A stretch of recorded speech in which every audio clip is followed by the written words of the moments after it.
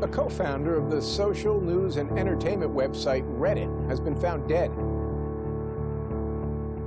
He certainly was a prodigy, although he never kind of thought of himself like that. He was totally unexcited about starting businesses and making money. There's a profound sense of loss tonight in Highland Park, Aaron Swartz' hometown, as loved ones say goodbye to one of the internet's brightest lights. Open access and computer activists are mourning his loss. An astonishing intellect. You talk to people who knew him. He was killed by the government, and MIT betrayed all of its basic principles. They wanted to make an example out of him, okay? Governments have an insatiable desire to control. He was potentially facing 35 years in prison and a $1 million fine. Raising questions of prosecutorial zeal, and I would say even misconduct. Have you looked into that particular matter and reached any conclusions? Growing up, I slowly had this process of realizing that all the things around me that people had told me were just the natural way things were, the way things always would be. They weren't natural at all. They were things that could be changed, and they were things that, more importantly, were wrong and should change. And once I realized that, there was really kind of no going back.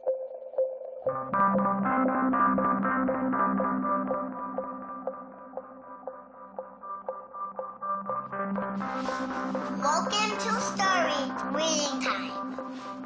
The name of the book is Paddington at the Fair. Well, he was born in Highland Park and grew up here. Aaron came from a family of 3 brothers, all extraordinarily bright. So we were all, not the best behaved children and, 3 boys running around all the time, causing trouble. Hey, no. But I've come to the realization Aaron learned how to learn at a very young age. 1, 2, 3, 4, 5, 6, 7, 8, 9, 10. Knock, knock. Who's there? Aaron. Aaron who? Aaron, funny man. He knew what he wanted, and he always wanted to do it. He always accomplished what he wanted. His curiosity was endless. Here's a little picture of what's a planet are. And each planet has a symbol. Mercury symbol, Venus symbol, Earth symbol, Mars symbol, Jupiter symbol. One day he said to Susan, "What's this free family entertainment in downtown Highland Park?" Free family entertainment downtown Highland Park. He was 3 at the time, and she said, "What are you talking about?" He said, "Look, it says here on the refrigerator, free family entertainment in downtown Highland Park." And so she was floored and astonished that he could read. It's called My Family Seder. The Seder night is different from all other nights. I remember once we were at the University of Chicago Library. I pulled a book off the shelf that was from like 1900 and showed him and said, this is really just an extraordinary place. We all were curious children, but Aaron really liked learning and really liked teaching. And they were going to learn the ABCs backwards. D-Y-S-W-B-U-T. I remember he came home from his first algebra class, and he was like, "Noah, let me teach you algebra." And I'm like, "What is algebra?" And he was always like that. Now you press the click button. There, now it's got that. Now it's in pink. When he was about 2 or 3 years old and Bob introduced him to computers, and he just took off like crazy on them. Go fast one, do ABC. We all had computers, but Aaron really took to them, really took to the internet. Looking at the computer?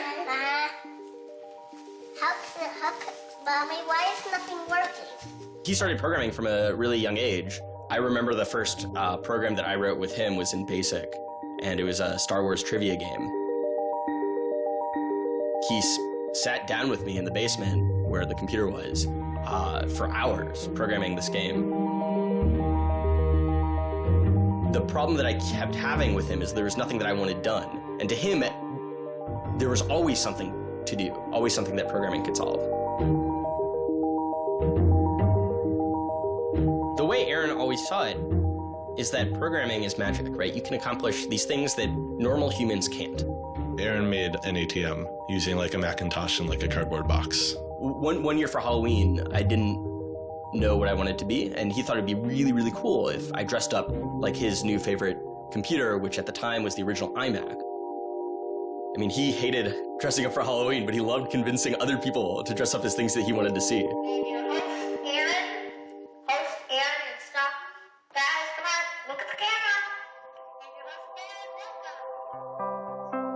He made this website called The Info, where people can just fill in information. Like, I'm sure someone out there knows all about gold leafing. Why don't they write about that on this website? And then other people could come at a later point and read that information and edit the information if they thought it was bad. Not too dissimilar from Wikipedia, right? And this was before Wikipedia had begun, and this was developed by a 12-year-old in his room by himself, running on, this tiny server using ancient technology. And one of the teachers responds like, "This is a terrible idea. You can't just let anyone author the encyclopedia. The whole reason we have scholars is to write these books for us. How could you ever have such a terrible idea?" Me and my other brother would be like, "Oh, yeah, Wikipedia is cool, but we had that in our house like 5 years ago." Aaron's website, theinfo.org, wins a school competition hosted by the Cambridge-based web design firm Ars Digita. We all went to Cambridge for when he won the Ars Digita Prize. And, we had no clue what Aaron was doing. It was obvious that the prize was really important. Aaron soon became involved with online programming communities, then in the process of shaping a new tool for the web. He comes up to me, it's like, "Ben, there's this really awesome thing that I'm working on. You need to hear about it." I'm like, "Yeah, what is it?" He says, "It's this thing called RSS." And he explains to me what RSS is. I'm like, why is that useful, Aaron? Is any site using it? Why would I want to use it? There was this mailing list for people who were working on RSS and XML more generally. And there was a person on it named Aaron Swartz who was combative but very smart and who had lots of good ideas. And he didn't ever come to the face-to-face meetings. And they said, when are you going to come out to one of these face-to-face meetings? And he said, I don't think my mom would let me. I'm 14, I just turned 14.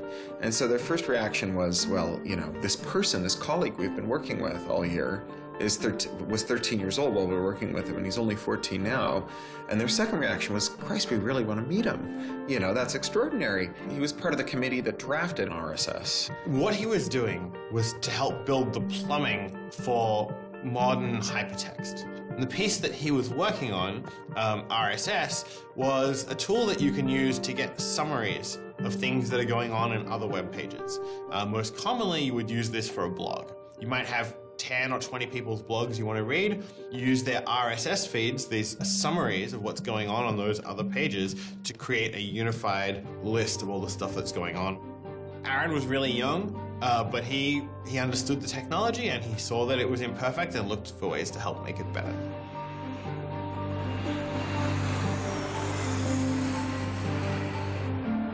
So his mom started bundling him on planes in Chicago. We'd pick him up in San Francisco. We'd introduce him to interesting people to argue with, and we'd marvel at his horrific eating habits. He only ate white food, only steamed rice and not fried rice because that wasn't sufficiently white, and white bread and so on. And you kind of marvel at the quality of the debate emerging from this, what appeared to be a small boy's mouth. And you think, this is a kid who's really going to go somewhere if he doesn't die of scurvy. Aaron, you're up. I think the difference is that now you can't make companies like Doc was saying. You can't have companies that just, let's sell dog food over the internet, let's sell dog food over cell phones. But there's still a lot of innovation going on. I think if you don't see the innovation, maybe your head is in the sand. He takes on this alpha nerd personality where he's sort of like, I'm smarter than you, and because I'm smarter than you, I'm better than you, and I can tell you what to do. It's an extension of him being kind of like a twerp. So you aggregate all these computers together, and now they're solving big problems, like searching for aliens and trying to cure cancer. First met him on IRC, on Internet Relay Chat. He didn't just write code. He also sort of got people excited about solving problems. He was a connector. The free culture movement has had a lot of his energy. I think Aaron was trying to make the world work. He was trying to fix it. He had a very kind of strong personality that definitely ruffled feathers at times. It wasn't necessarily the case that he was always comfortable in the world and the world wasn't always comfortable with him. Aaron got into high school and was really just sick of school. He didn't like it. He didn't like any of the classes that were being taught. He didn't like the teachers. Aaron really knew how to get information. He was like, I don't need to go to this teacher to learn how to do geometry. I can just read the geometry book, and I don't need to go to the teacher to learn their version of American history. I have 3 historical compilations here. I could just read them, and I'm not interested in that. I'm interested in the web. I was very frustrated with school. I thought, the teachers didn't know what they were talking about, and they were very domineering and controlling, and the homework was kind of a sham, and it was just all a way to pin students together and force them to do busy work. And, I started reading books about, the history of education and how this educational system was developed, and, alternatives to it in ways that people could actually learn things as opposed to just regurgitating facts their teachers told them. And that kind of led me down this path of questioning things. Once I questioned the school I was in, I questioned the society that built the school, I questioned the businesses that the schools were training people for, and I questioned the government that, set up this whole structure. One of the things he was most passionate about was copyright, especially in those early days. Copyright has always been something of a burden on the publishing industry and on readers, but it wasn't an excessive burden. It was a reasonable institution to have in place to make sure that people got paid. What Aaron's generation experienced was the collision between this antique copyright system and this amazing new thing we were trying to build, the internet and the web. These things collided, and what we got was chaos. He then met Harvard law professor Lawrence Lessig, who was then challenging copyright law in the Supreme Court. A young Aaron Swartz flew to Washington to listen to the Supreme Court hearings. I am Aaron Swartz, and I'm here to listen to see the Eldred argument. Why did you fly out here from Chicago and come all this way to see the Eldred argument? That's a more difficult question. See the Eldred. Because I don't know. It's very exciting to see the Supreme Court, especially such a prestigious case as this one.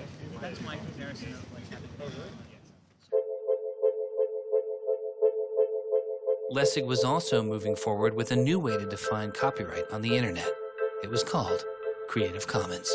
So the simple idea of Creative Commons is to give people, creators, a simple way to mark their creativity with the freedoms they intended to carry. So if copyright is all about all rights reserved, then this is a kind of some rights reserved model. It's I want a simple way to say to you, here's what you can do with my work, even if there are other things which you need to get my permission before you could do. And Aaron's role was the computer part. How do you architect the licenses so they would be simple and understandable and expressed in a way that machines could process it? And people are like, why do you have this, 15-year-old kid writing the specifications for the Creative Commons? Don't you think that's a huge mistake? And Larry's like, the biggest mistake we would have is not listening to this kid. He's not even tall enough to get over the podium, and it wasn't these movable podiums, so it was this embarrassing thing where once he put his screen up, nobody could see his face. When you come to our website here, and you go to Choose License, it gives you this list of options, it explains what it means, and you fill out 3 simple questions. Do you want to require attribution? Do you want to allow commercial uses of your work? Do you want to allow modifications of your work?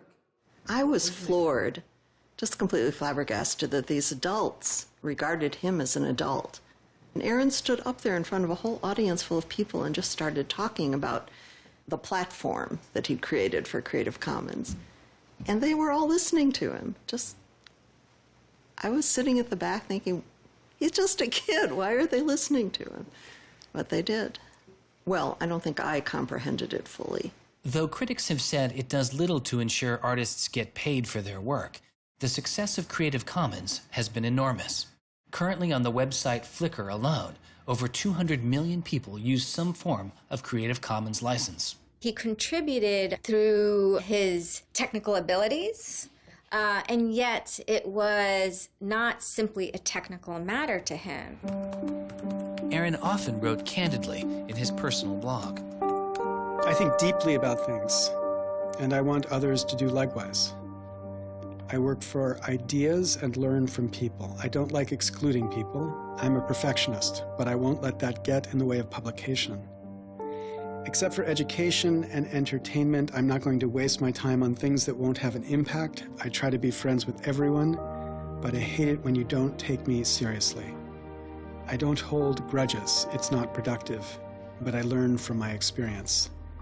I want to make the world a better place.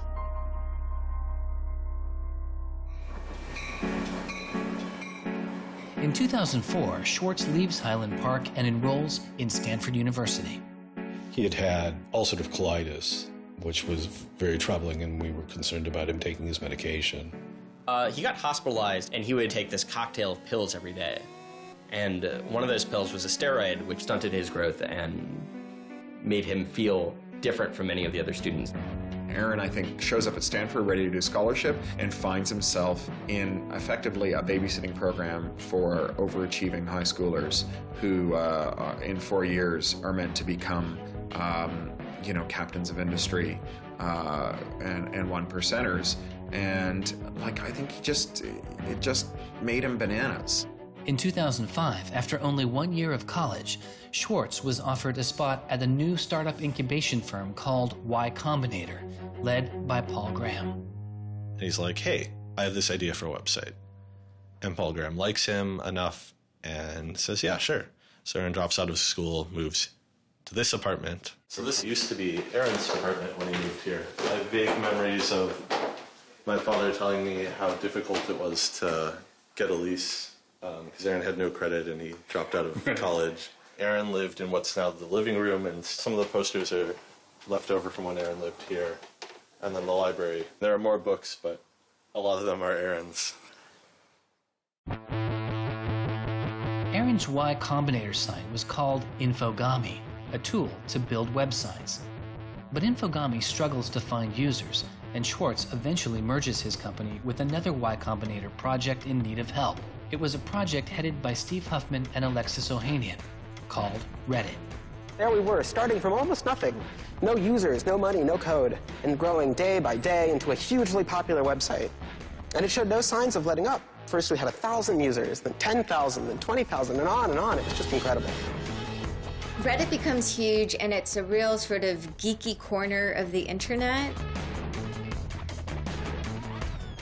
There's a lot of humor, there's a lot of art, and there's just people who flock to the site and make that site the main site they go to every morning to get their news.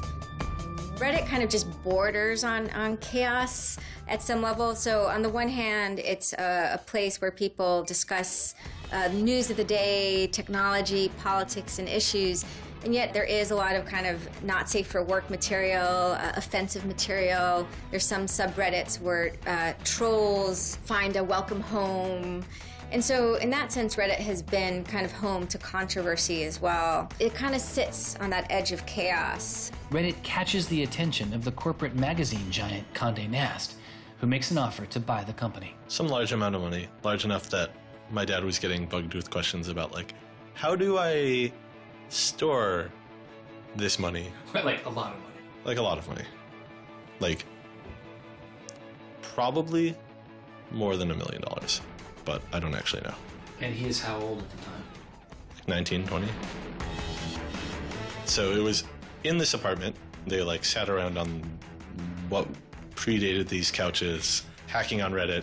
And when they sold Reddit, they threw a giant party and then all flew out to California the next day and left the keys with me.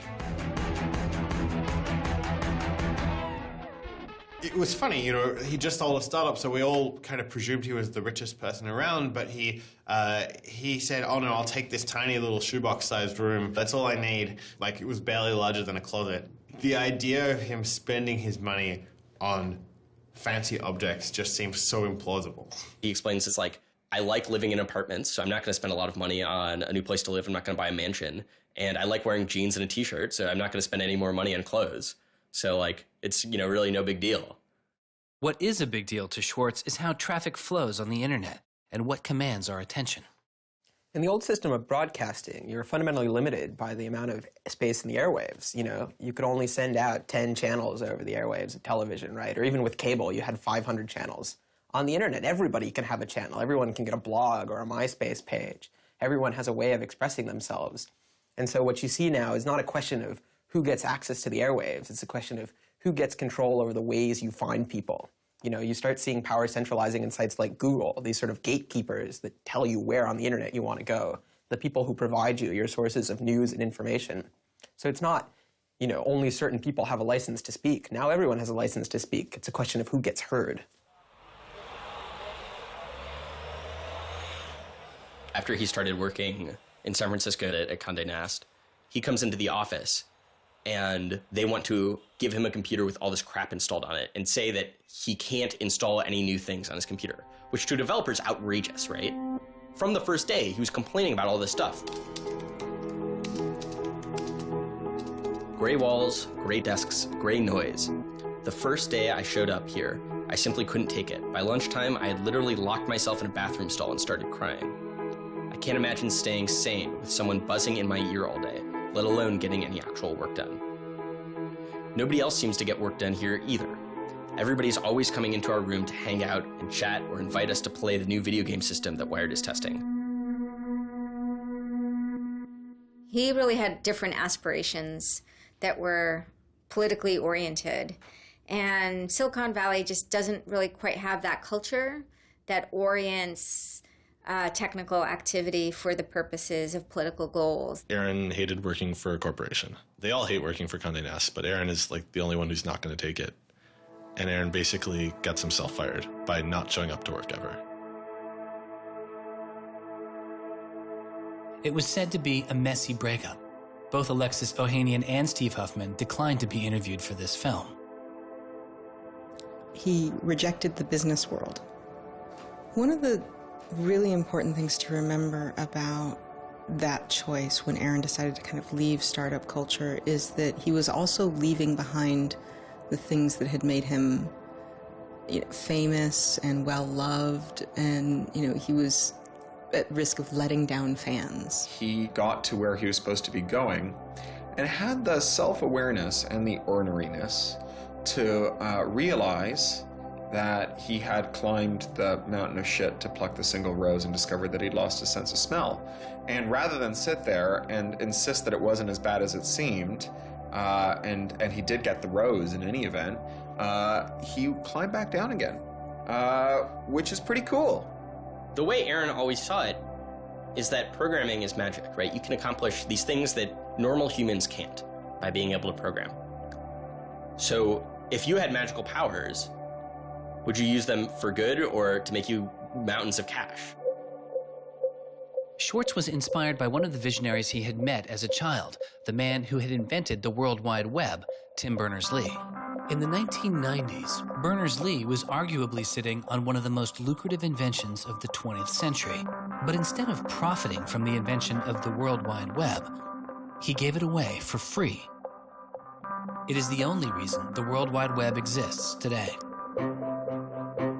Aaron is certainly deeply influenced by Tim. Tim is certainly a very prominent early internet genius who doesn't in any sense cash out. He's not at all interested in how he's going to figure out how to make $1 billion. People would have seen, there's money to be made there. So there would have been lots of little webs instead of one big one. And one little web and lots of little webs doesn't work because you can't follow links from one to the other. You know, you had to have the critical mass of this thing was the entire planet. So it's not going to work unless the whole planet can get on board.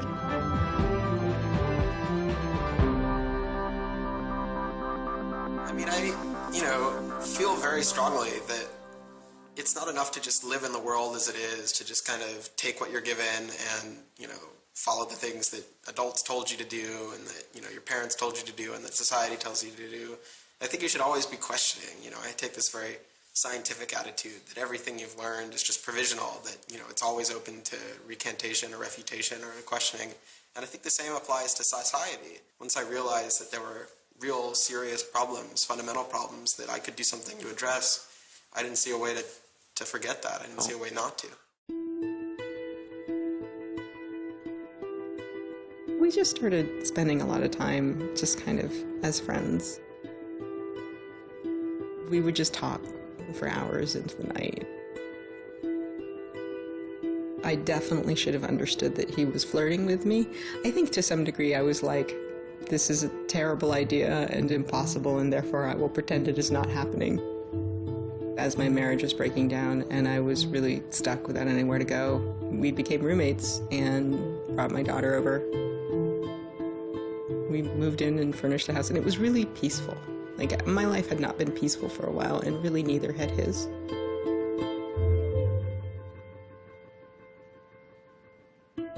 We were extremely close from the beginning of our romantic relationship. We were in constant contact. But we're both really difficult people to deal with. In a very Alan McBeal discussion, he confessed he had a theme song, and I made him play it for me.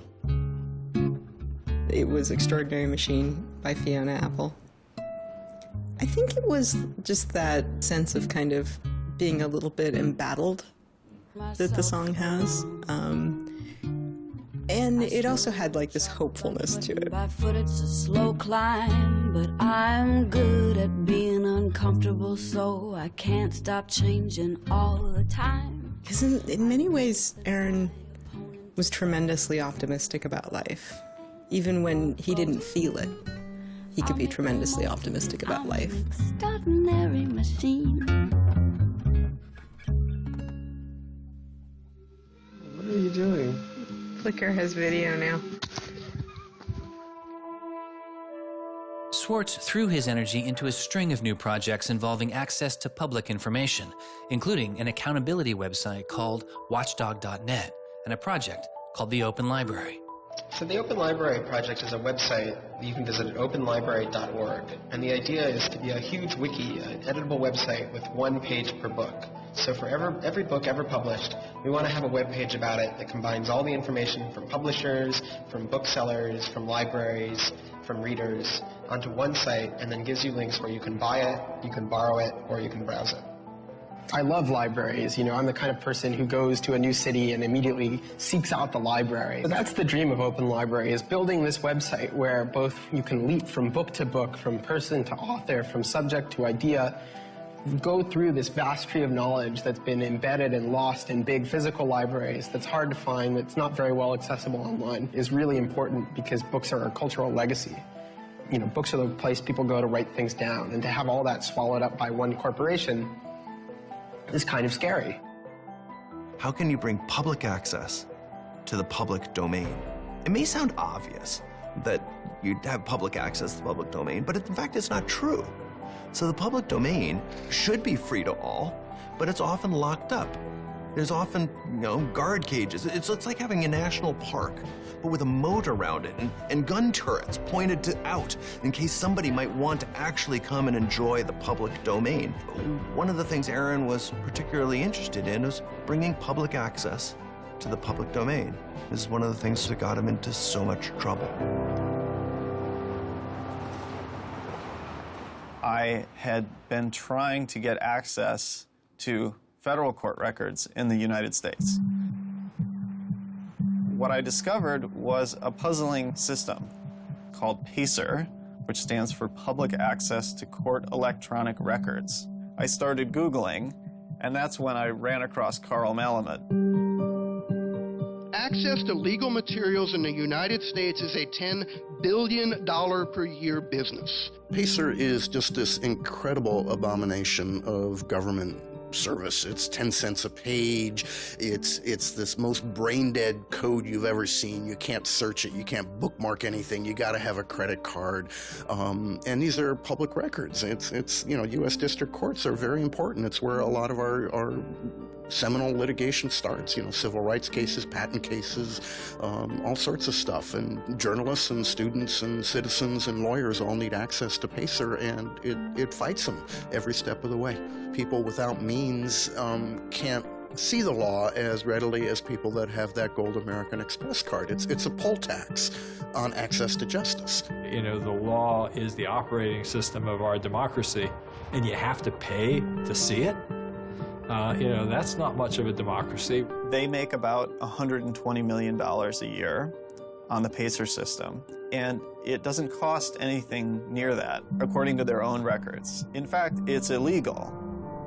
The E-Government Act of 2002 states that the courts may charge only to the extent necessary in order to reimburse the costs of running PACER.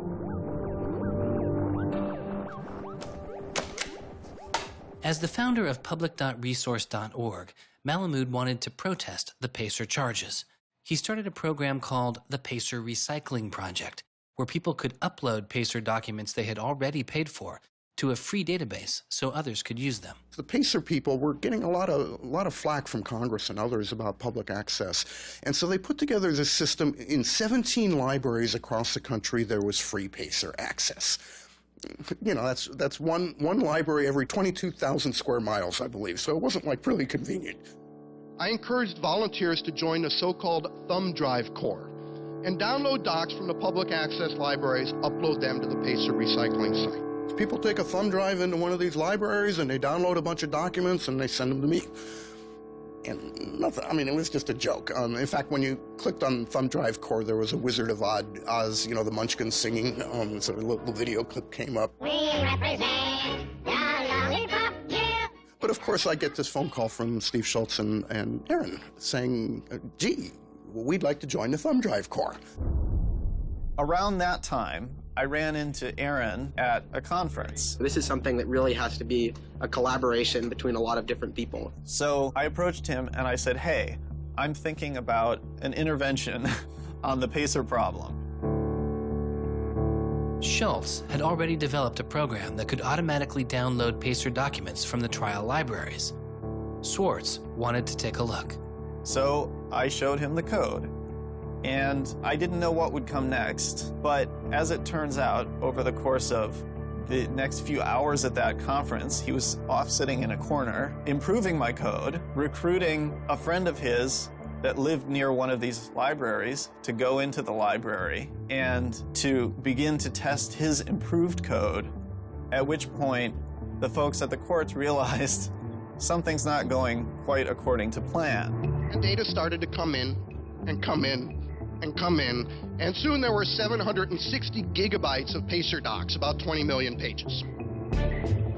Using information retrieved from the trial libraries, Swartz was conducting massive, automated parallel downloading of the PACER system. He was able to acquire nearly 2.7 million federal court documents, almost 20 million pages of text. Now, I'll grant you that 20 million pages had perhaps exceeded the expectations of the people running the Pilot Access Project, but surprising a bureaucrat isn't illegal. Aaron and Carl decided to go talk to the New York Times about what happened. They also caught the attention of the FBI, who began to stake out Schwartz's parents' house in Illinois. But I get a tweet from his mother saying, call me. It's like, oh my God, what the hell's going on here? And so I finally got a hold of Aaron, and you know, Aaron's mother was like, oh my God, FBI, FBI, FBI. An FBI agent drives down our home's driveway trying to see if Aaron is like in his room. And I remember being home that day and wondering why this car was driving down our driveway and just driving back out. I was like, that's weird. Like 5 years later, I read this FBI file and I'm like, oh my goodness. That was the FBI agent in my driveway. He was terrified. He was totally terrified. He was way more terrified after the FBI actually called him up on the phone and tried to sucker him into coming down to a coffee shop without a lawyer. He said he went home and laid down on the bed and you know, was shaking. The downloading also uncovered massive privacy violations in the court documents. Ultimately, the courts were forced to change their policies as a result. And the FBI closed their investigation without bringing charges. To this day, I find it remarkable that anybody, even at the most remote podunk field office of the FBI, thought that a fitting use for taxpayer dollars was investigating people for criminal theft on the grounds that they had made the law public. How can you call yourself a lawman and think that there can possibly be anything wrong in this whole world with making the law public? Aaron was willing to put himself at risk for the causes that he believed in. Bothered by wealth disparity, Swartz moves beyond technology and into a broader range of political causes. I went into Congress and I invited him to come and hang out and intern for us for a while so that he could learn, you know, the political process. He was sort of learning about a new community, a new set of skills, and kind of learning to hack politics. It seems ridiculous that miners should have to hammer away until their whole bodies are dripping with sweat, faced with the knowledge that if they dare to stop, they won't be able to put food on the table that night, while I get to make larger and larger amounts of money each day just by sitting and watching TV. But apparently the world is ridiculous. So I co-founded a group called the Progressive Change Campaign Committee, and what we try and do is we try and organize people over the internet who care about progressive politics and moving the country in a more progressive direction to kind of come together, join our email list, join our campaigns, and help get progressive candidates elected all across the country. The group is responsible for igniting the grassroots effort behind the campaign to elect Elizabeth Warren to the Senate. He might have thought it was a dumb system, but he came in and he said, I need to learn this system because it can be manipulated like any, you know, like any social system. But his passion for knowledge in libraries didn't take a back seat. Aaron began to take a closer look at institutions that publish academic journal articles. By virtue of being students at a major U.S. university, I assume that you have access to a wide variety of scholarly journals. Pretty much every major university in the United States pays these sort of licensing fees to organizations like JSTOR and Thomson and ISI to get access to scholarly journals that the rest of the world can't read. These scholarly journals and articles are essentially the entire wealth of human knowledge online, and many have been paid for with taxpayer money or with government grants. But to read them, you often have to pay again, handing over steep fees to publishers like Reed Elsevier. These licensing fees are so substantial that people who are studying in India instead of studying in the United States don't have this kind of access. They're locked out from all of these journals.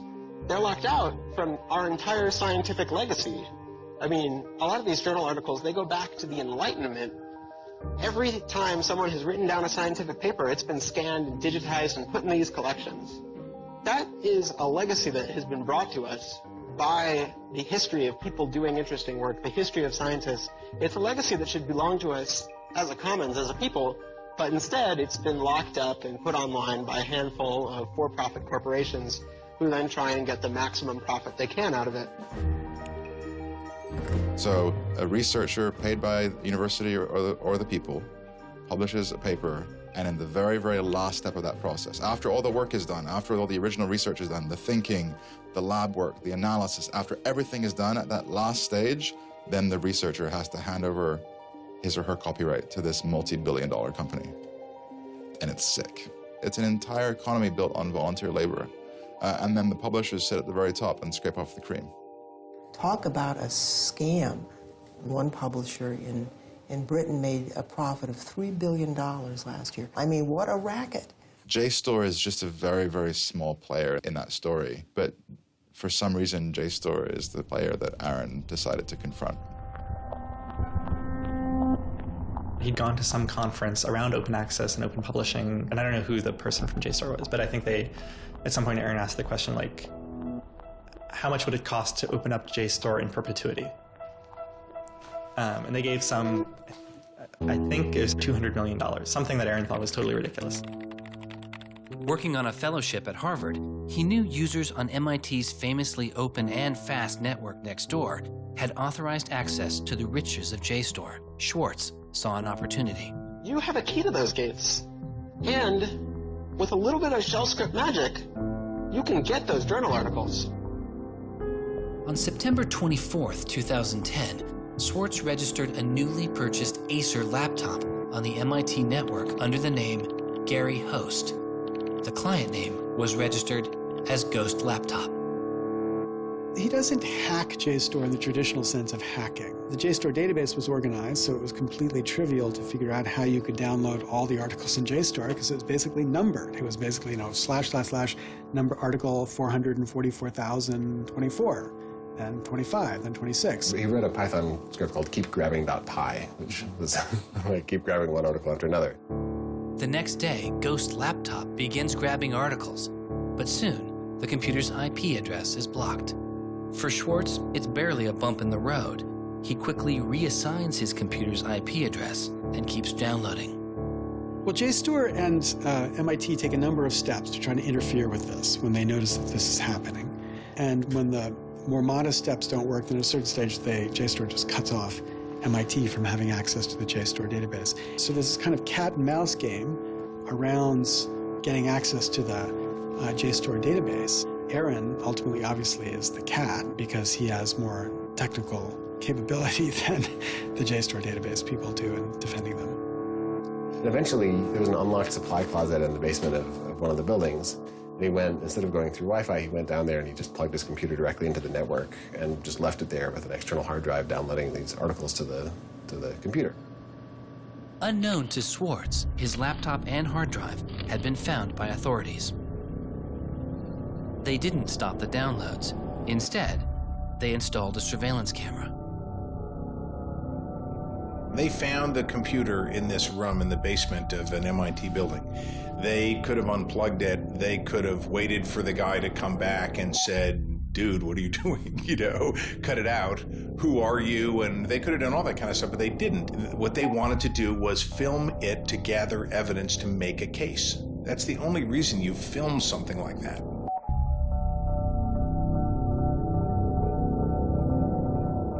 At first, the only person caught on the glitchy surveillance camera was using the closet as a place to store bottles and cans.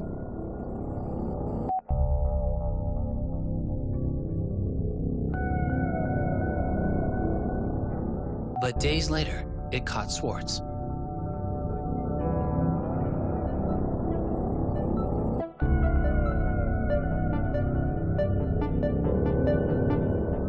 Swartz is replacing a hard drive.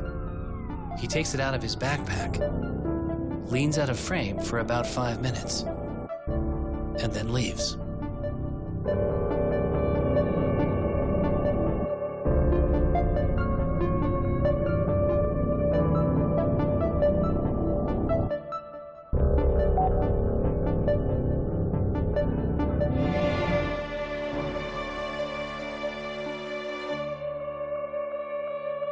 And then they organized a stakeout where as he was biking home from MIT, these cops came out from either side of the road or something like that and started going after him. He describes that he was pressed down and assaulted by the police. He tells me that it's unclear that they were police that were after him. He thought that someone was trying to attack him. He does tell me they beat him up. I was just devastated. The notion of any kind of criminal prosecution of anyone in our family or anything was so foreign and incomprehensible, I didn't know what to do. Well, they execute search warrants at Aaron's house, his apartment in Cambridge, and his office at Harvard. 2 days before the arrest, the investigation had gone beyond JSTOR and the local Cambridge police. It had been taken over by the United States Secret Service. The Secret Service began investigating computer and credit card fraud in 1984, but 6 weeks after the attack on 9/11, their role expanded. President Bush used the Patriot Act to establish a network of what they called electronic crimes task forces. The bill before me takes account of the new realities and dangers posed by modern terrorists. According to the Secret Service, they are primarily engaged in activity with economic impact, organized criminal groups, or use of schemes involving new technology. The Secret Service turned Swartz's case over to the Boston U.S. Attorney's Office. There was a guy in the U.S. Attorney's Office who had the title head of the Computer Crimes Division or Task Force. I don't know what else he had going, but you're certainly not much of a computer crimes prosecutor without a computer crime to prosecute. So he jumped on it, kept it for himself, didn't assign it to someone else within the office or the unit, and that's Steve Hyman. Prosecutor Stephen Hyman has been largely out of public view since the arrest of Aaron Swartz, but he can be seen here in an episode of the television show American Greed, filmed around the time of Aaron's arrest. He is describing his previous case against the notorious hacker Alberto Gonzalez, a case that garnered Hyman enormous press attention and accolades.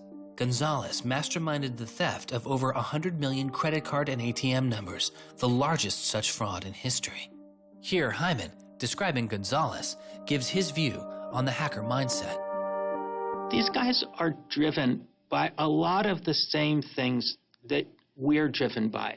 They have an ego, they like challenge, and of course they like money and everything you can get from money. One of the suspects implicated in the Gonzalez case was a young hacker named Jonathan James. Believing Gonzalez's crimes would be pinned on him, James committed suicide during the investigation. In an early press release describing the government's position in the case of Aaron Swartz, Hyman's boss, U.S. Attorney for the District of Massachusetts Carmen Ortiz, said this: "Stealing is stealing, whether you use a computer command or a crowbar, and whether you take documents, data, or dollars." It's not true. It's obviously not true. I'm not saying it's harmless, and I'm not saying that we shouldn't criminalize stealing of information, but you've got to be much more subtle in trying to figure out exactly which kinds of harms are harmful here. So the thing about a crowbar is every time I break into a place with a crowbar, I do damage. There's no doubt about it. But when Aaron writes a script that says download, download, download 100 times in a second, there's no obvious damage to anybody. If he does that for the purpose of gathering an archive to do academic research on it, there is never any damage to anybody. He wasn't stealing, he wasn't selling what he got or giving it away. He was making a point, as far as I could tell. The arrest took its toll on Swartz. He just wouldn't talk about it. And he's like very stressed. If you thought like the FBI was like going to come to your doorstep any day, anytime you went down the hall, even to do your laundry, and they would break into your apartment because you left the door unlocked, like, I'd be pretty stressed. And it was clear. And so Aaron was always sort of like in like a dour mood.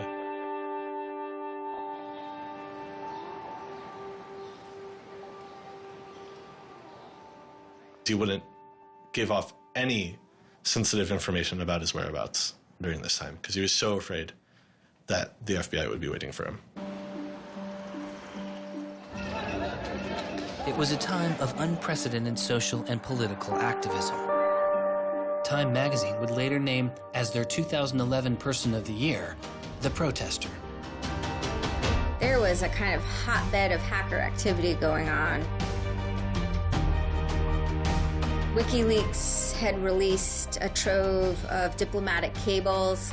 Manning had been under arrest at the time. It was unknown whether he was the source of the leak. Anonymous, which is a kind of protest ensemble that has a lot of hackers in its ranks, were going on various sprees of sorts. If you compare that to what he did, his stuff should have been left behind for MIT and JSTOR to deal with in a kind of private, professional manner. It should have never gotten the attention of the criminal system. It just didn't belong there.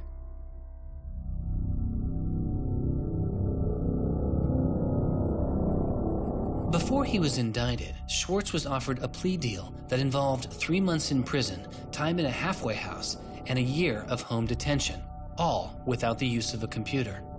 It was on the condition that Swartz plead guilty to a felony. Here we are. We have no discovery, no evidence whatsoever about what the government's case is, and we have to make this immense decision where the lawyer is pushing you to do this, the government is giving you a non-negotiable demand, and you're told that your likelihood of prevailing is small, so whether you're guilty or not, you're better off taking the deal. Boston has its own computer crimes division. Lots of lawyers, probably more lawyers than they need. So, you know, you can imagine all sorts of cases where it'd be really hard to prosecute because you've got some criminals in Russia, or you've got some people inside of a corporation that are going to have $500 lawyers or $700 an hour lawyers sitting down against you. And then you've got this case with this kid, which is pretty easy to prove that he did something, and he's already marked himself as a troublemaker with the FBI, so why not go as tough as you can in here against that guy? It's good for you, the prosecutor. It's good for the Republic because you're fighting all those terrorist types. I was so scared. I was so scared of having my computer seized. I was so scared of going to jail because of my computer being seized. I had confidential material from sources from my previous work on my laptop. And that is above all my priority, is to keep my sources safe. I was so scared of what was going to happen to Ada. Aaron told me that they'd offered him a deal, and he finally just said that he would take it if I told him to. And I came real close to saying take it. He had developed like serious political aspirations in the intervening time between when, you know, that moment when he ended that entrepreneurial startup life and begun this new life that had come to this political activism. And he just didn't believe that he could continue in his life with a felony. You know, he said to me one day, we were walking by the White House, and he said to me, they don't let felons work there.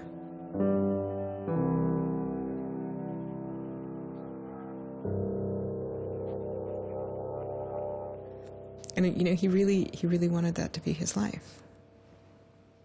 He hadn't killed anybody. He hadn't hurt anybody. He hadn't, like, stolen money. He hadn't done anything that seemed felony worthy, right? And there is this idea that, like, there's no reason that he should be labeled a felon and taken away his right to vote in many states for doing what he did. Like, that's just outrageous. Like, it makes sense for him to be, you know, maybe fined a bunch of money or, you know, asked not to come back to MIT again. But, like, to be a felon, to face jail time. Schwartz turned down the plea deal. Hyman redoubled his efforts. Hyman continued to press us at all levels. Even with the physical evidence seized from Aaron's Acer computer, hard drive, and USB drive, the prosecutors needed evidence of his motives. Why was Aaron Swartz downloading articles from JSTOR, and just what did he plan to do with them? The government claims that he was planning to publish these. We don't really know whether that was his real intention, because Aaron also had a history of doing projects where he'd analyze giant data sets of articles in order to learn interesting things about them. The best evidence for that was that when he was at Stanford, he also downloaded the whole Westlaw legal database. In a project with Stanford law students, Swartz had downloaded the Westlaw legal database. He uncovered troubling connections between funders of legal research and favorable results. He did this amazing analysis of for-profit companies giving money to law professors who wrote law review articles which were then beneficial to, like, Exxon during an oil spill, right? So it was a very corrupt system of funding, you know, vanity research. Schwartz had never released the Westlaw documents. In theory, he could have been doing the same thing about the JSTOR database. That would have been completely okay.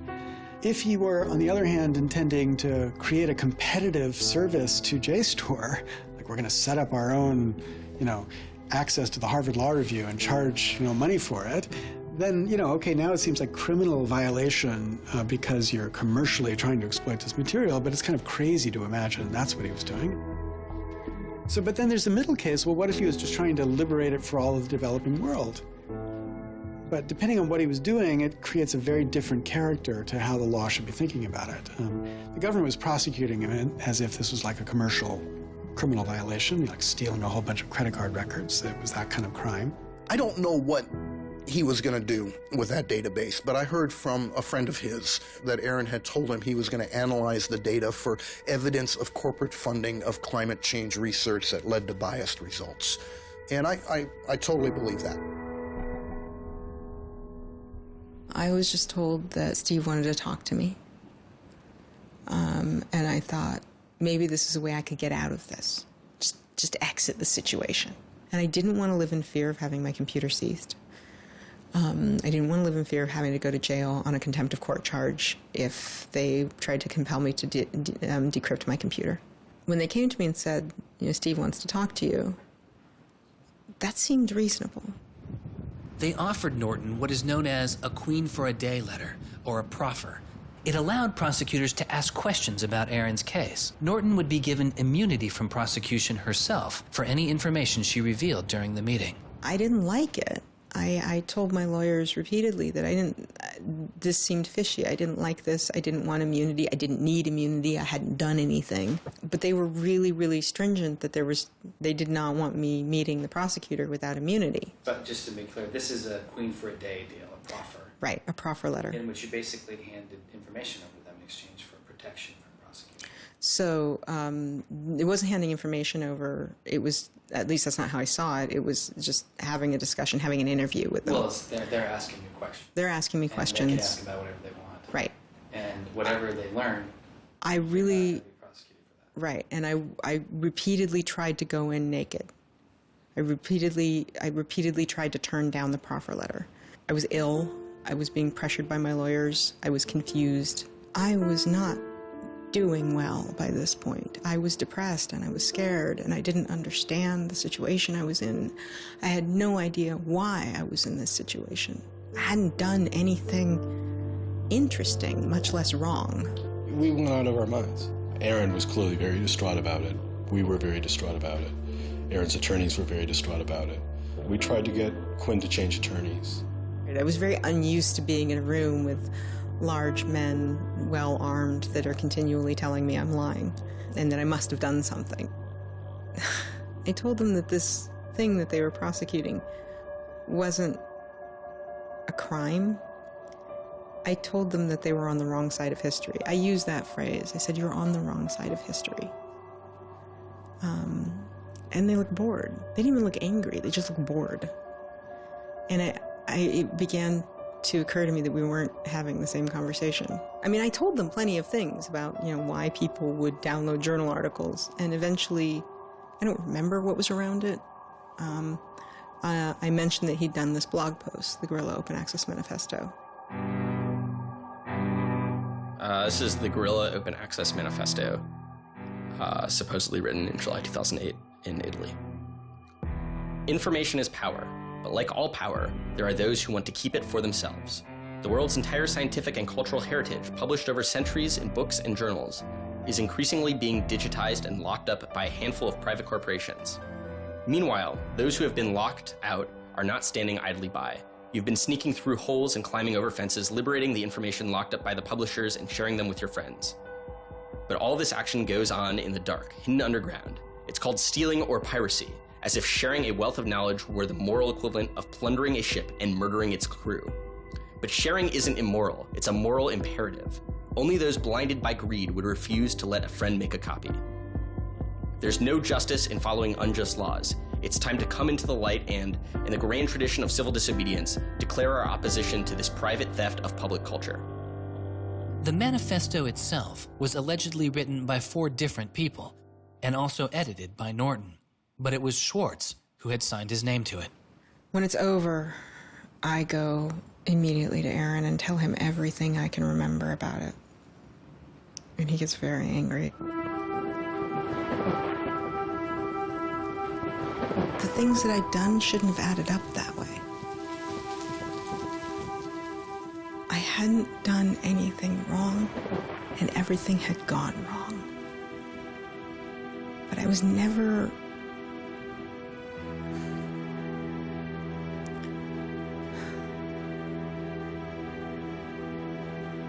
I'm still angry. I'm still angry that you can try your best with these people to do the right thing, and they will turn everything against you, and they will hurt you with anything they can. And in that moment, I regret that I said what I did. But my much larger regret is that we have settled for this, that we are okay with this, that we are okay with a justice system that tries to game people into little traps so they can ruin their lives. So yeah, I wish I hadn't said that, but I am much, much angrier that this is where I am. That this is what we as a people think is okay. They used every method that I think they could think of to get her to provide information which would be unhelpful to Aaron and helpful to the prosecution of Aaron. Right. But you know, I don't think she had information that was helpful to the government. Months go by as Swartz's friends and family await a looming indictment. In the meantime, Swartz was becoming a go-to expert on a series of internet issues. To you then, do you think that the internet is something that should be considered a human right and something that the government cannot take away from you? Yes, definitely. I mean, this notion that national security is an excuse to shut down the internet, that's exactly what we heard in Egypt and Syria and all these other countries. And so, yeah, it's true. Sites like WikiLeaks are going to be putting up some embarrassing material about what the U.S. government does, and people are going to be organizing to protest about it and try and change their government. You know, and that's a good thing. That's what all these First Amendment rights of free expression, of freedom of association are all about. And so the notion that we should try and shut those down, I think, just goes against very basic American principles. The principle, I think, is one that our founding fathers would have understood. If the internet had been around back then, instead of putting post offices in the Constitution, they would have put ISPs. Well, it's definitely interesting to see how... Swartz meets activist Terrence Steinbrickner Kaufman, and the two begin to date. We need a massive global public outcry. If there's no massive global public outcry, it won't create any change. You know, 4 people in this city should cause a massive global public outcry. You know, we need a petition signer. Without telling her specifics, he warned her he was involved in something he called simply the bad thing. And I had sort of crazy theories, like that he was having an affair with Elizabeth Warren or something. I speculated both Hillary Clinton and Elizabeth Warren, actually, but... So sometime in probably late July, Aaron called me, and I happened to pick up, and he said, you know, the bad thing might be in the news tomorrow. Do you want me to tell you, or do you want to read about it in the news? And I said, well, I want you to tell me. And he said, well, I've been arrested for downloading too many academic journal articles, and they want to make an example out of me. And I was like, that's it? That's the big fuss? Really? Like, it just doesn't sound like a very big deal. On July 14th, 2011, federal prosecutors indict Swartz on 4 felony counts. He gets indicted on the same day that, like, 2 people in England who are part of LulzSec get arrested, and, like, a few other real hackers. And Aaron is just, like, someone who kind of looks like a hacker, enough that they can, like, you know, put his head on a stake and, like, put it on the gates. Aaron went to surrender, and they arrested him. They then strip searched him, took away his shoelaces, took away his belt, and left him in solitary confinement. The District of Massachusetts United States Attorney's Office released a statement saying Swartz faces up to 35 years in prison, to be followed by 3 years of supervised release, restitution, forfeiture, and a fine of up to $1 million. He is released on $100,000 bail. The same day, the primary victim in the case, JSTOR, formally drops all charges against Swartz and declines to pursue the case. JSTOR, they weren't our friends, they weren't helpful or friendly to us, but they also were just kind of like, we're not part of this. JSTOR and their parent company, Ithaca, also sidestepped requests to talk with this film. But at the time, they released a statement saying it was the government's decision whether to prosecute, not JSTOR's. And so it's our belief that with that, the case will be over. That we should be able to get Steve Hyman to drop the case or settle it in some rational way. And the government refused. Why? Well, because I think they wanted to make an example out of Aaron And they said they wanted the reason why they wouldn't move on requiring a felony conviction and jail time was that they wanted to use this case as a case of for deterrence. They told us that. They told you that? Yes. This was going to be an example? Yes. He was going to be an example? Yes. Steve Hyman said that. Deterring who? Like, there's other people out there running around logging onto JSTOR and downloading the articles to make a political statement? I mean, who are they deterring? It would be easier to understand the Obama administration's posture of supposedly being for deterrence if this was an administration that, for instance, prosecuted arguably the biggest economic crime that this country has seen in the last 100 years, the crimes that were committed that led to the financial crisis on Wall Street.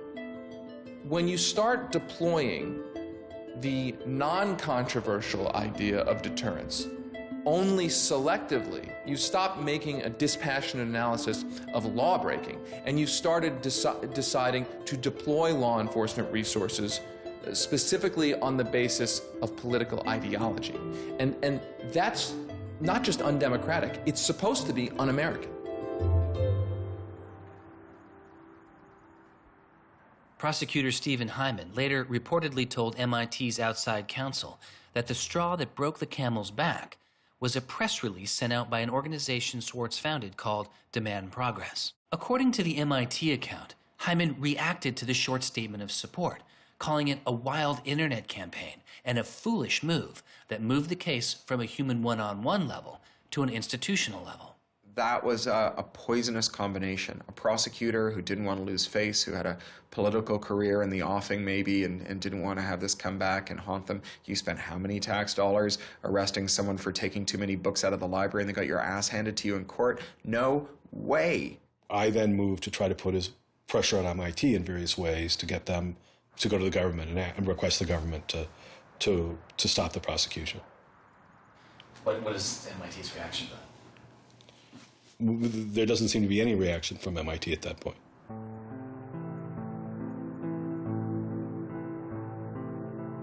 MIT doesn't defend Aaron, which to people inside of the MIT community seems outrageous because MIT is a place that encourages hacking in the biggest sense of the word. At MIT, the idea of going and running around on roofs and tunnels that you weren't allowed to be in was not only a rite of passage, it was part of the MIT tour.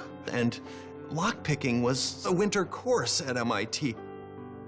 They had the moral authority to stop it in its tracks. MIT never stood up and took a position of saying to the feds, don't do this. We don't want you to do this. You're overreacting. This is too strong, that I'm aware of. They acted kind of like any corporation would. They helped the government. They didn't help us unless they felt they had to, and they never tried to stop it. MIT declined repeated requests to comment, but they later released a report saying they attempted to maintain a position of neutrality and believed Hyman and the U.S. Attorney's Office did not care what MIT thought or said about the case. MIT's behavior seemed really at odds with the MIT ethos, right? You could argue that MIT turned a blind eye and that was okay for them to do. But taking that stance, taking that neutral stance in and of itself was taking a pro-prosecutor stance. If you look at Steve Jobs and Steve Wozniak, they started by selling a blue box, which was a thing designed to defraud the phone company. If you look at Bill Gates and Paul Allen, they initially started their business by using computer time at Harvard, which was pretty clearly against the rules. The difference between Aaron and the people I just mentioned is that Aaron wanted to make the world a better place. He didn't just want to make money. Swartz continues to be outspoken on a variety of internet issues. You know, the reason the internet works is because of the competitive marketplace of ideas. And what we need to be focusing on is getting more information about our government, more accessibility, more discussion, more debate. But instead, it seems like what Congress is focused on is shutting things down. Aaron thought he could change the world just by explaining the world very clearly to people. Flame can literally control your computer and make it spy on you. Welcome, Aaron. Good to have you back on the show here. You know, just like spies used to in olden days, put microphones and tap what people were saying. Now they're using computers to do the same things. Swartz's political activity continues, his attention turning to a bill moving through Congress designed to curb online piracy. It was called SOPA. Activists like Peter Eckersley saw it as an enormous overreach, threatening the technical integrity of the internet itself. And one of the first things I did was to call Aaron. I said, can we do a big online campaign against this? This isn't a bill about copyright. It's not? No, he said. It's a bill about the freedom to connect. Now I was listening.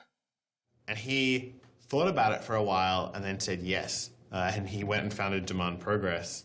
Demand Progress is an online activism organization. We've got around 1.5 million members now, but started in the fall of 2010. Aaron was one of the most prominent people in a community of people who helped lead organizing around social justice issues at the federal level in this country.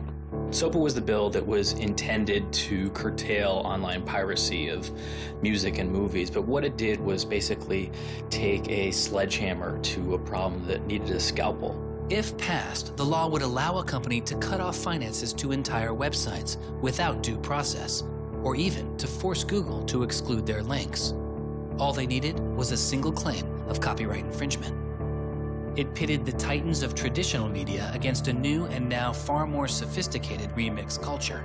It makes everyone who runs a website into a policeman. And if they don't do their job of making sure nobody on their site uses it for anything that's even potentially illegal, the entire site can get shut down without even so much as a trial. This was over the top. I mean, this was a catastrophe. This bill poses a serious threat to speech and civil liberties for all who use the internet. There were only a handful of us who said, look, we're not for piracy either, but it makes no sense to destroy the architecture of the internet, the domain name system, and so much that makes it free and open in the name of fighting piracy. And Aaron got that right away. The freedoms guaranteed in our Constitution, the freedoms our country had been built on, would be suddenly deleted. New technology, instead of bringing us greater freedom, would have snuffed out fundamental rights we'd always taken for granted. And I realized that day, talking to Peter, that I couldn't let that happen. When SOPA was introduced in October 2011, it was considered inevitable. Our strategy when it first came out was to hopefully slow the bill down, maybe weaken it a little bit, but even we didn't think that we would be able to stop this bill. Having worked in Washington, what you learn is that typically in Washington, the legislative fights are fights between different sets of corporate moneyed interests. They're all duking it out to pass legislation. And the fights that are the closest are when you have one set of corporate interests against another set of corporate interests, and they're financially equally matched in terms of campaign contributions and lobbying. Those are the closest ones. The ones that aren't even fights, typically, are ones where all the money is on one side, all the corporations are on one side, and it's just millions of people on the other side.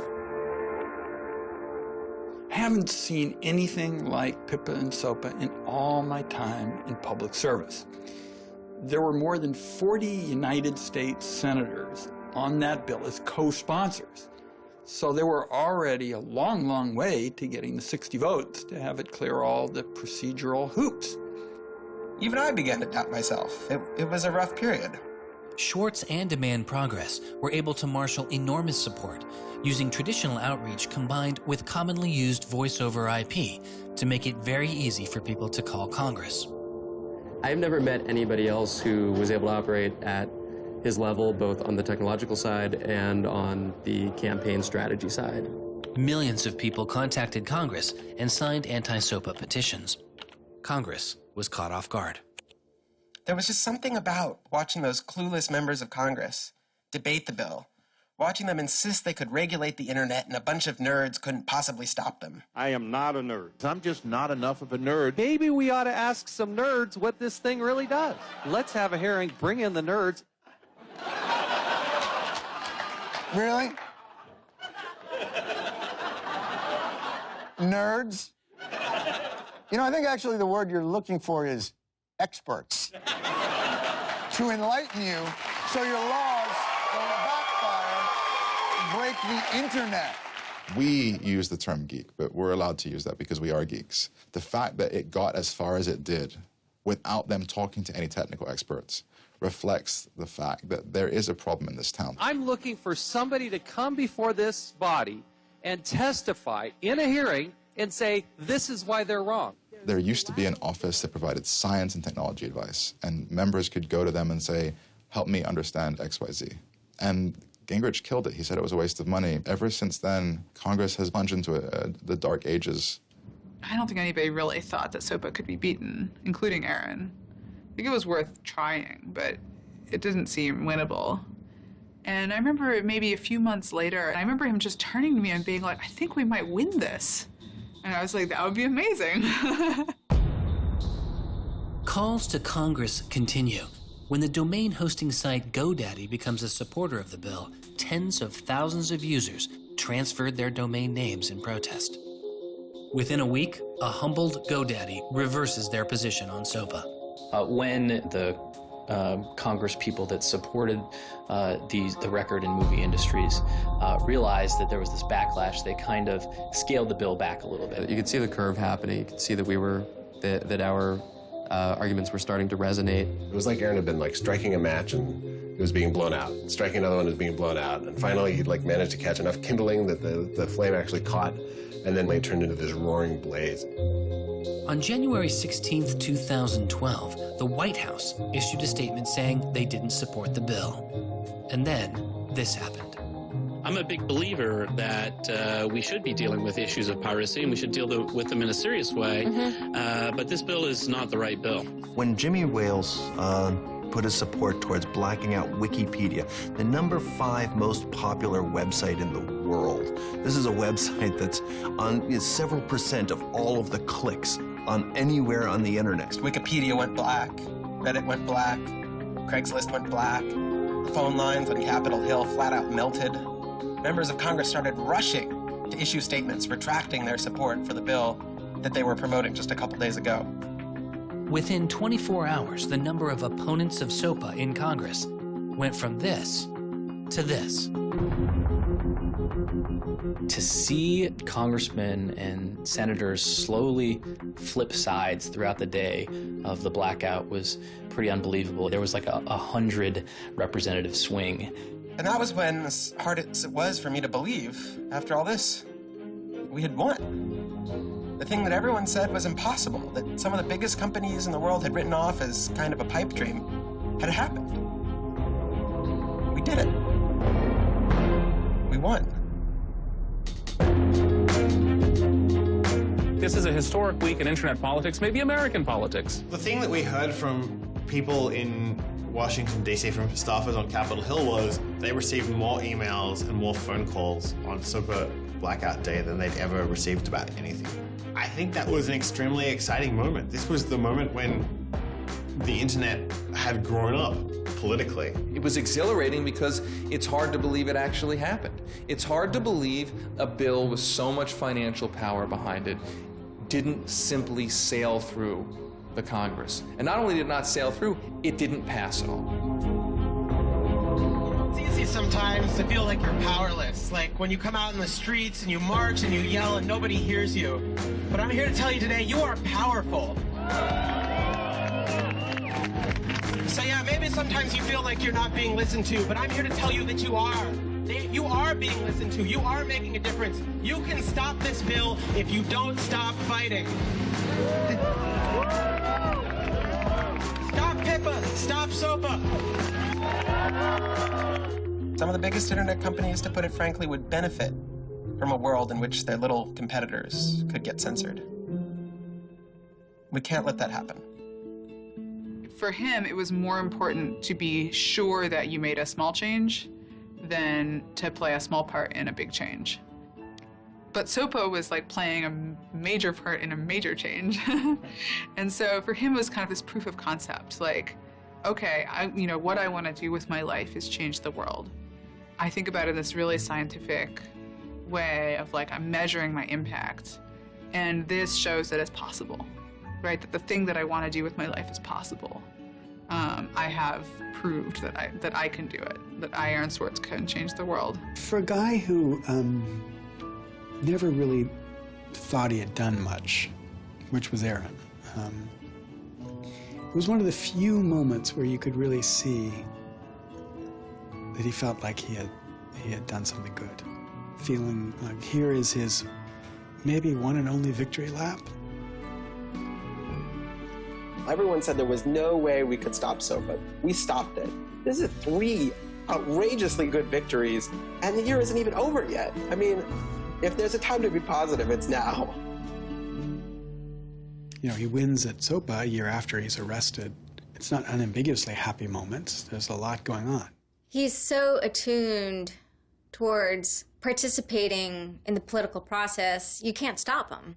The list of organizations Swartz founded or co-founded is enormous. And years before Edward Snowden would expose widespread internet surveillance, Swartz was already concerned. It is shocking to think that the accountability is so lax that they don't even have sort of basic statistics about how big the spying program is.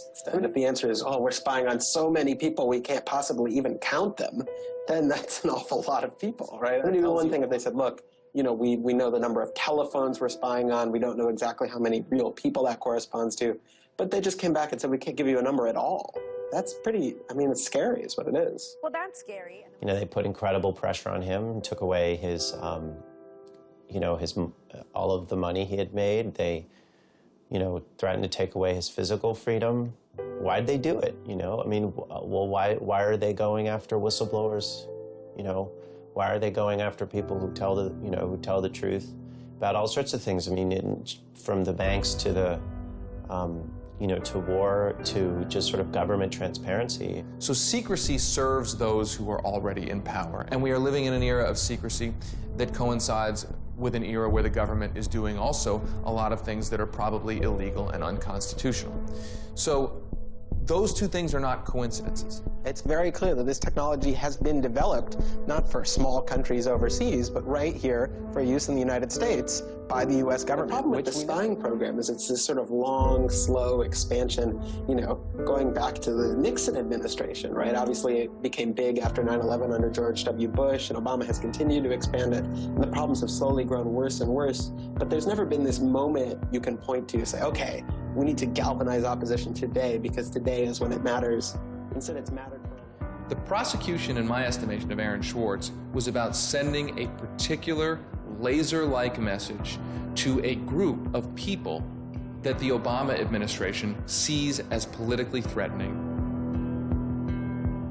And that is essentially the hacker, the information, and the democracy activist community. And the message that the Obama administration wanted to send to that particular community was, in my estimation, we know you have the ability to make trouble for the establishment. And so we are going to try to make an example out of Aaron Swartz to scare as many of you as possible into not making that trouble. And the government said, oh, the legal opinions we're using to legalize the spying program are also classified. So we can't even tell you which laws we're using to spy on you. You know, every time they can say, oh, this is another instance of cyber war, the cyber criminals are attacking us again, we're all in danger, we're all under threat. They use those as excuses to push through more and more dangerous laws. And so just to follow that up, like, personally, how do you feel the fight is going, I guess? It's up to you. I know, but we gotta, like, you know. You know, there's sort of these two polarizing perspectives, right? Everything is great. The internet has created all this freedom and liberty and everything's going to be fantastic. Or everything is terrible. The internet has created all these tools for cracking down and spying and, you know, controlling what we say. And the thing is, both are true, right? The internet has done both. And both are kind of amazing and astonishing. And which one will win out in the long run is up to us. It doesn't make sense to say, oh, one is doing better than the other. You know, they're both true. And it's up to us which ones we emphasize and which ones we take advantage of, because they're both there and they're both always going to be there.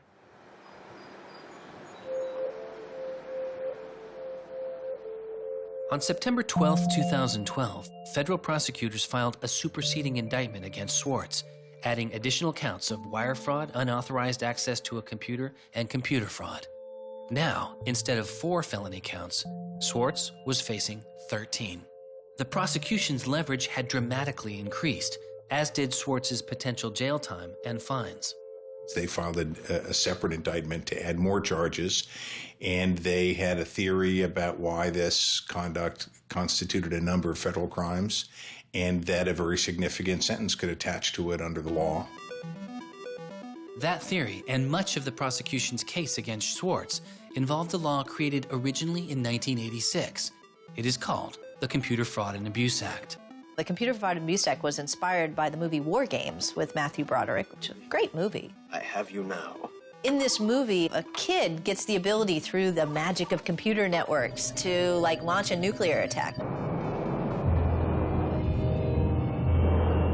know, that's not actually possible, and it certainly wasn't possible in the 80s, but apparently this movie scared Congress enough to pass the original Computer Fraud and Abuse Act. This is a law that's just behind the times. For example, it penalizes terms of service kinds of arrangements. You can have something like eHarmony or Match.com, and somebody sort of inflates their own personal characteristics, and all of a sudden, depending on the jurisdiction and the prosecutors, they could be in a whole host of troubles. We all know what terms of use are. Most people don't read them, but not abiding by their terms could mean you are committing a felony. The website terms of service often say things like, be nice to each other, or don't do anything that's improper. The idea that the criminal law has anything to say about these kinds of violations, I think strikes most people as crazy. The examples get even more crazy. Until it was changed in March of 2013, the terms of use on the website of Hearst's 17 magazine said you had to be 18 in order to read it. I would say that the way the CFA has been interpreted by the Justice Department, we are probably all breaking the law. Vague and prone to misuse, the CFAA has become a one-size-fits-all hammer for a wide range of computer-related disputes.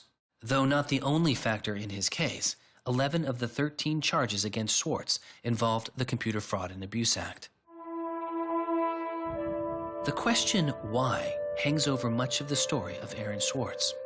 Just what was motivating the government, and what would their case have been? The Department of Justice declined requests for answers, but Professor Oren Kerr is a former prosecutor who has studied the case. So I think I come about this case from a different direction than other people on a number of reasons. I was a federal prosecutor at the Justice Department for 3 years before I started teaching. The government came forward with an indictment based on what crimes they thought were committed, just as a purely lawyers matter, looking at the precedents, looking at the statute, looking at the history, looking at the cases that are out there so far. I think it was a fair indictment based on that. You can debate whether they should have charged this case. There's just a lot of disagreement. Some people are on the open access side, some people are not.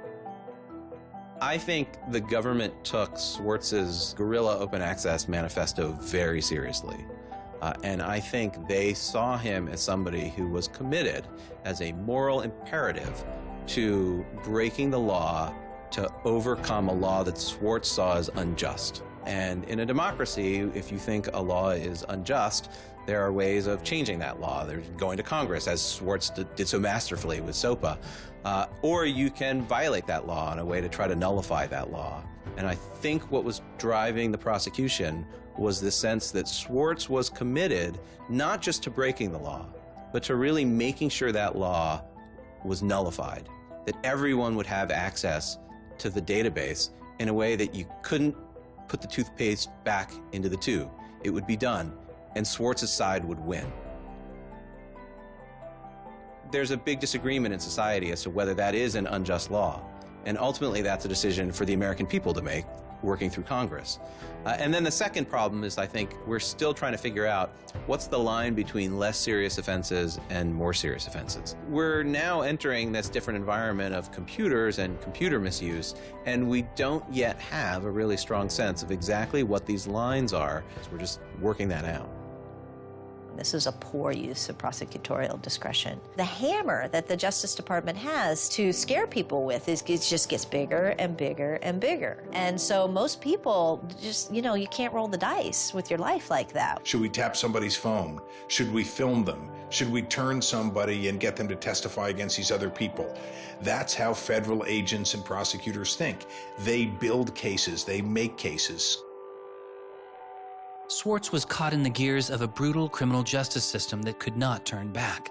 a machine that has made America the country with the highest rate of incarceration in the world. We have in this country allowed ourselves to be captured by the politics of fear and anger. And anything we're afraid of, like the future of the internet and access, and anything we're angry about instinctively creates a criminal justice intervention.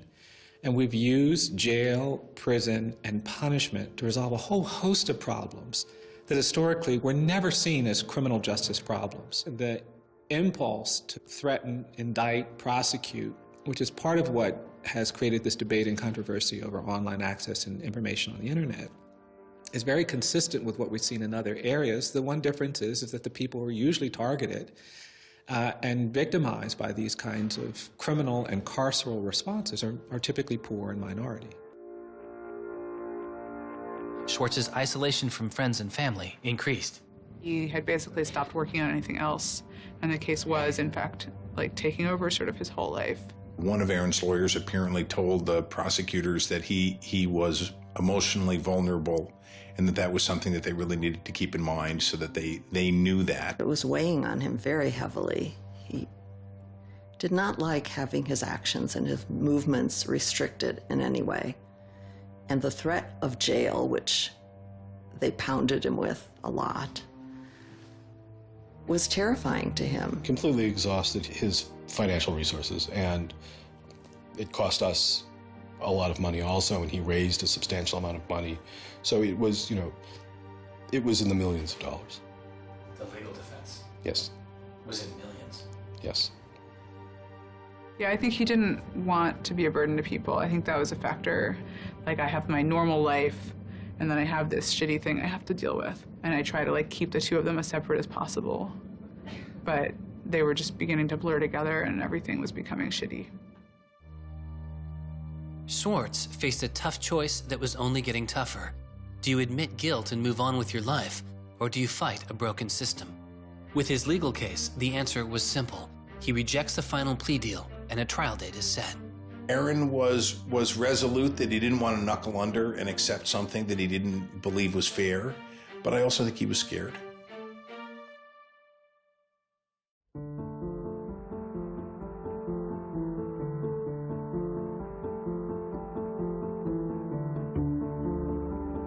I don't think they would have convicted Aaron. I think we would have walked him out of that courthouse, and I would have given him a big hug, and we would have walked across that little river in Boston and gone and had a couple of beers. I really thought that we were right. I thought that we were going to win the case. I thought that we could win the case. He didn't talk about it very much, but you could see the enormous pain that he was going through.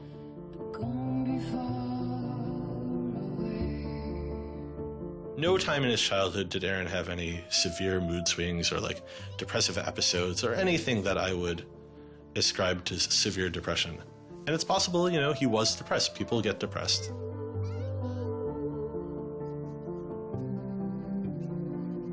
Very early in our relationship, 3 or 4 weeks in or something, I remember him saying to me that I was a lot stronger than he was.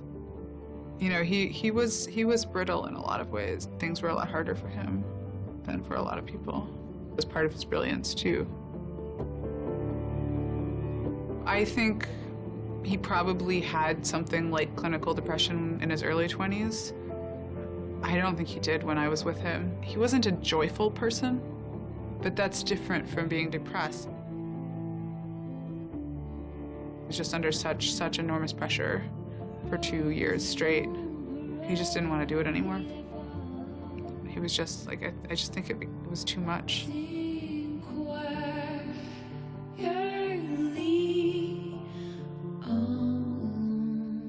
I got a phone call late at night. I could tell something was wrong, and then I called and I realized what had happened. A co-founder of the social news and entertainment website Reddit has been found dead. Police say 26-year-old Aaron Swartz killed himself yesterday in his Brooklyn apartment. I just thought, we've lost one of the most creative minds of our generation. It was like the whole world fell apart in that moment. It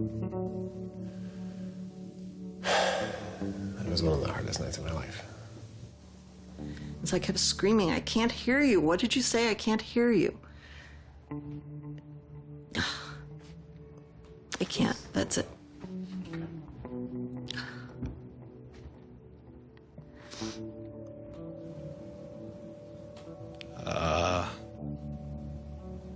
Yeah, none of it made any sense.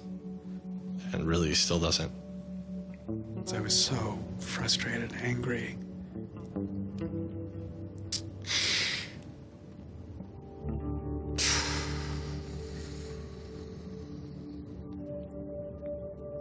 You know, I tried to explain it to my kids. My 3-year-old told me that the doctors would fix him.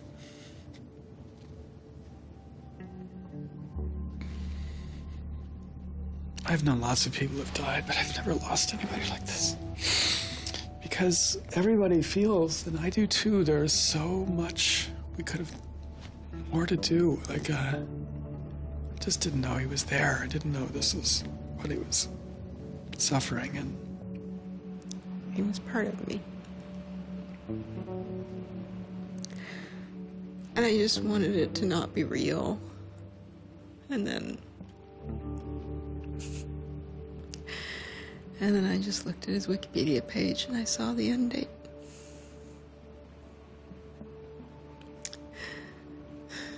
To 2013.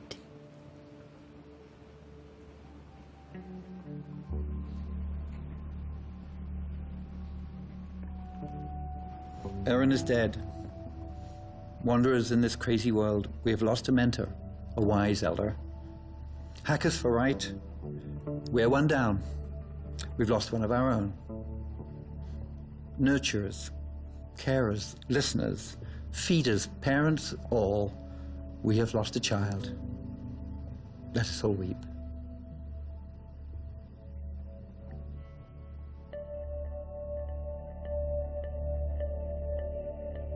my first thought was, well, what if nobody even notices? Because it wasn't clear to me how salient he was. I had never seen anything quite like the outpouring I saw. The net just lit up. I mean, everyone was trying to explain it in their own way, but I've never seen people grieve on Twitter before. People were visibly grieving online. He was the internet's own boy, and the old world killed him.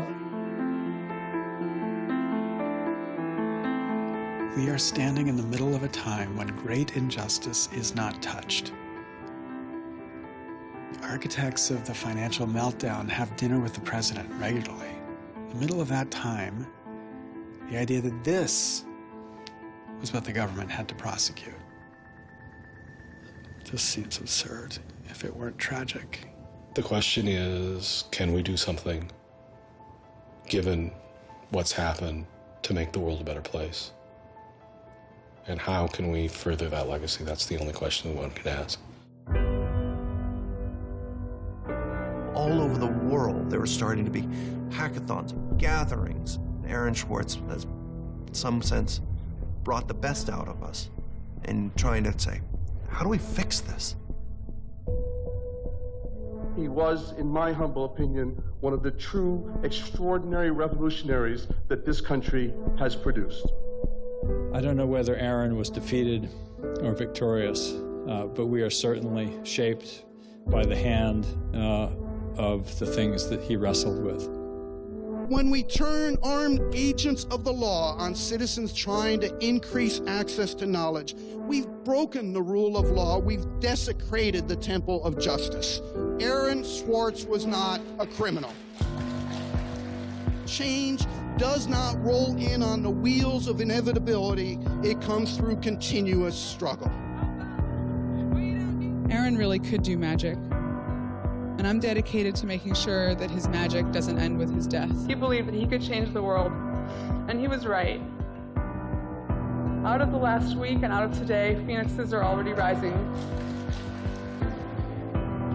Since Swartz's death, Representative Zoe Lofgren and and Senator Ron Wyden have introduced legislation that would reform the Computer Fraud and Abuse Act, the outdated law that formed the majority of the charges against Swartz.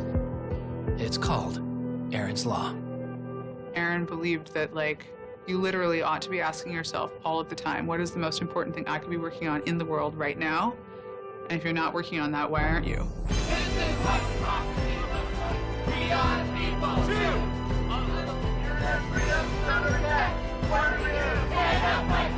Internet freedom is under attack. What do we do? Hey, hey, go home. Our Northeast has got to go. Hey, hey. I wish we could change the past, but we cannot.